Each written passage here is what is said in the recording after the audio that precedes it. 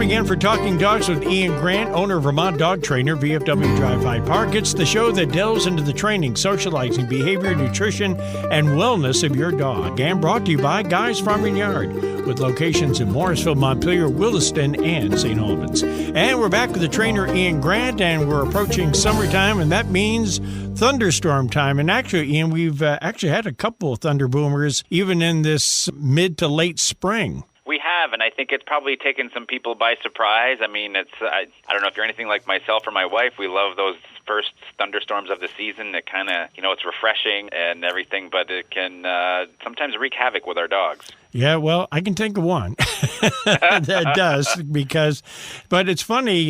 Tika is not big on thunderstorms, but all dogs react differently. Some, like my dog, doesn't react well, but there are others it doesn't seem to bother at all. I wonder why that is. Well, I think a lot of it has to do with personality. I mean, I think it's easy to think or see that some dogs are perfectly fine if they go out in public, and other ones, it's just too much for them to handle. And I think the biggest part of the thunderstorm thing, too, is obviously how loud it is, and that also there's really no scent to it that we are aware of that goes along with it, too. And so what do you do with Tika, I guess? I'm going to throw it back at you, and have you found anything that's worked yet? Well, Tika, first of all, she finds either our closet in our bedroom or in our bathroom. That's where she goes as her, and I think we've talked about this before, her safe space. Yep. And that's where she goes. And sometimes she actually goes there. She's been going there more often, and we don't even hear the thunder or any kind of turbulence, but she seems to react to it.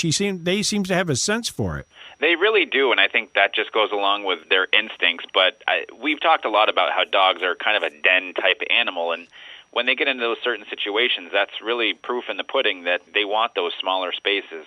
My suggestion to everybody is really give your dog something to do, and whether you want to do a little obedience with them, put them onto a place, do something different with them. Get that brain engaged differently. You may realize, too, that it's going to take a little bit more work to do something with them because the thunderstorm is just that much louder or that they can hear it. But just be super patient with them. That's really what this comes down to, is just being very, very patient, going very slow. Don't expect, if your dog knows obedience really well, don't expect them to respond as well as they would if it was 80 degrees and you're outside and it's sunny. That's one thing that we have to be very, very aware of. So we have to be patient. Just go slow. We know the thunderstorm is not going to be over in 30 seconds, so there's no reason to go fast with our dog anyways. And really, most importantly, do your best to have fun doing it as well, because we want to share that fun in it, and hopefully we can, over time, throughout the summer, create this pattern for the dog to think and understand that thunderstorms may not be a bad thing. It could be playtime. Now, we find with her, once she has made up her mind to go into the closet or bathroom or wherever her safe space is, that we try you don't want to force them out of it to do something fun. Sometimes, and what we've done is just let her deal with it, and we just ignore her. And when the storm's over, she seems to indicate when she's ready to come back. Yeah, I think that really, it depends on the dog. I think some dogs you can probably coax them out easily. Other dogs, you just kind of say, hey, if that's what makes her comfortable and she's okay in there, then so be it. Why would I want to put that pressure on her to force her into something different? So maybe in the beginning, if you know a storm's coming, that's when you start to do a little bit of training with them or giving them something to do before the heavy stuff hits.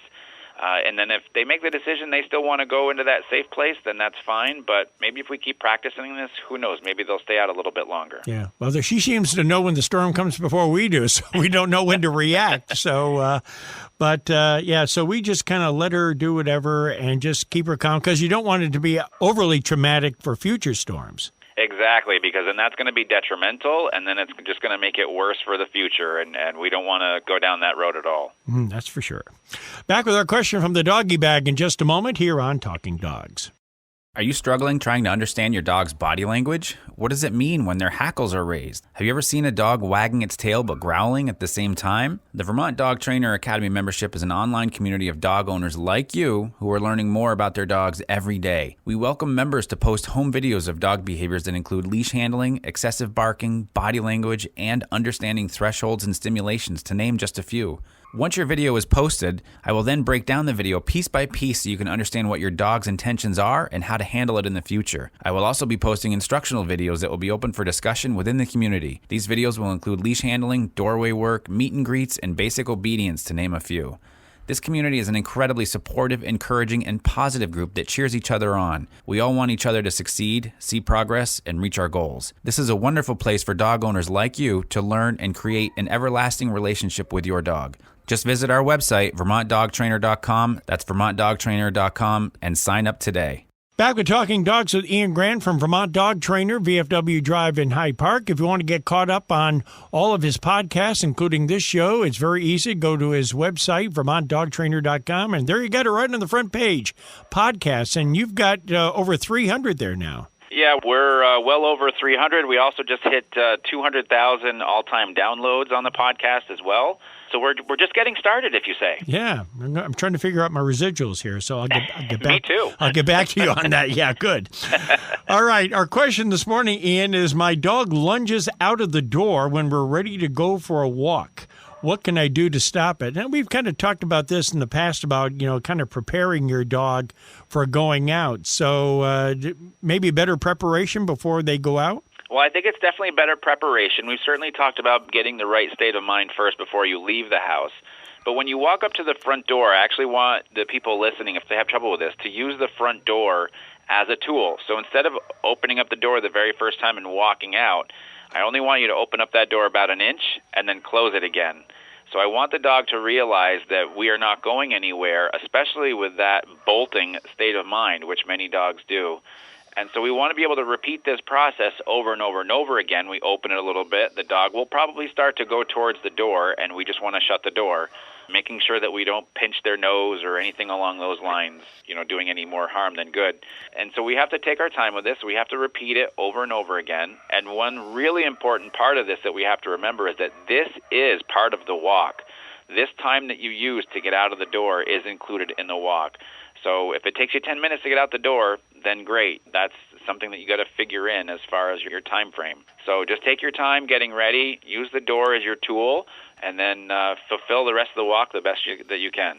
It's almost a battle of the wills. It really is, yes, absolutely. So you have to be patient, too, because maybe you want to go out more than the dog does, and the dog isn't cooperating, that, you really have to give yourself that extra time and patience if you're going to fulfill this. Yeah, if we really look at saying, I'm going to give myself 30 minutes to go for a walk, if it takes me 10 minutes to get out the door, that's where that patience comes in, knowing that it's okay if it takes me 10 minutes. It won't take me 10 minutes forever, but if I do a little bit every time we go for a walk, that number will actually decrease dramatically and will probably make your walks more enjoyable too. Patience, persistence, and consistency. Yes, absolutely, as always. If you have a question for Ian, you can email him directly to ian@vtdogbnb.com. Next week, it's the Vermont Dog Trainer Academy. Do you give out diplomas for this, by the way? No. Not at all. But I'm pretty excited about this website, this platform that I've created, and I think it's going to help a lot of people out there. All right, and we're going to learn all about it next week. Here on Talking Dogs with Ian Grant, brought to you by Guys Farm and Yard, with locations in Morrisville, Montpelier, Williston, and St. Albans. And for the trainer Ian Grant, I'm Roland LaJoy, and we are Talking Dogs.